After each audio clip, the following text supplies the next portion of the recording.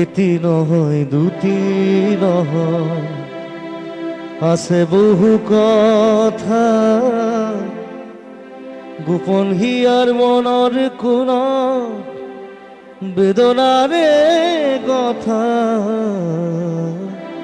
এটি নহয় দুটি নহয়, আছে বহু কথা।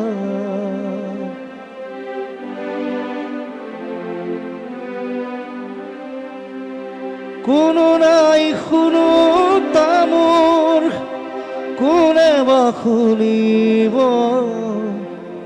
কোনোতো নাই জানো তামোৰ, কোনে বা জানিব।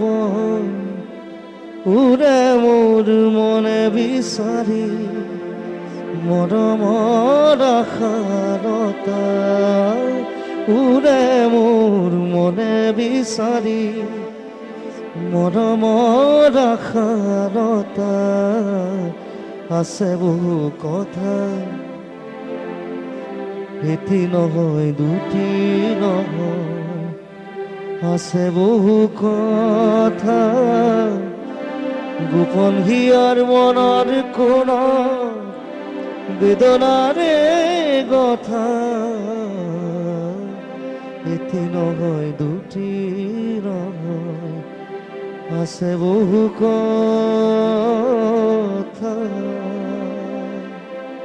বহুত পুৰণি গান, আজিলৈকে ৰিলিজ কৰা নাই মই গান। এতিয়া কিতাপ নথকা জাতিক গামোচাই বচাব নোৱাৰে, সেইটো জুবিন গাৰ্গে কোৱা কথা। আৰু কালি পৰহি মই নিজে গ্ৰন্থমেলালৈ আহি পেলাই দেখিছিলোঁ যে কিতাপৰ দোকানৰ সন্মুখত যিমান ল'ৰা ছোৱালী থাকে, যিটো ভিৰ হয়, তাতকৈ আজি জুবিন গাৰ্গক চাবলৈ বেছি মানুহ আহিছে। জুবিন গাৰ্গৰ ফালৰ পৰা এটা আহ্বান বিচাৰোঁ যে জুবিন গাৰ্গক চাবলৈ যিখিনি মানুহ আহিছে, প্ৰত্যেকেই অন্ততঃ এখন কিতাপ কিনি ঘৰলৈ উভতি যাওক।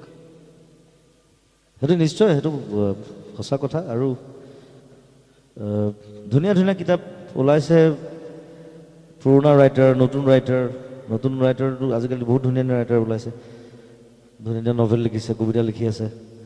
গতিকে যদি কিতাপ নিকিনেই, চ' তেওঁলোকে লিখিলে কাৰ কাৰণে? কথাটো সেইটো, কেনেকুৱা হৈ যাব কথাটো?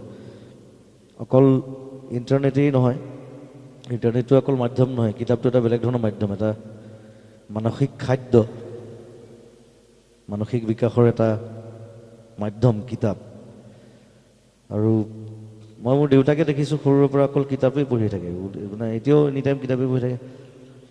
মোৰ দেউতাই 5টামান ভাষাত পঢ়ে, আৰু সেই সূত্ৰে মই চাগে ভাষা শিকিবলৈ পালোঁ।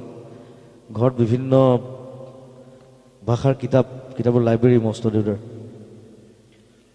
ইংলিছ পাইছোঁ, হিন্দী পাইছোঁ, ইভেন দেউতাই উৰ্দু শিকিছিলে মাজতে, উৰ্দু কিতাপ পাইছোঁ, সংস্কৃত, বেংগলী, অসমীয়া। আৰু সেই সূত্ৰে মই ঢেৰ কিতাপ পঢ়িবলৈ পালোঁ। আৰু বহুত সৰুতে, আচলতে ক্লাছ 2, ক্লাছ 3 পৰা মই সেই অভ্যাসটো যেতিয়া আৰম্ভ কৰি দিলে দেউতাই, কেতিয়াবা আকৌ নপঢ়িবলগীয়া কিতাপো পঢ়িছোঁ, কিছুমান বস্তু বুজি নাপাওঁ। এবাৰ ক্লাছ 3 থাকোঁতে মই দেউতাক সুধিছোঁ, দেউতা বেশ্যা মানে কি? দেউতাই মোক সুধিছে, তই কি কিতাপ পঢ়ি আছ? দেখে মই পঢ়ি থাকোঁ কিতাপ।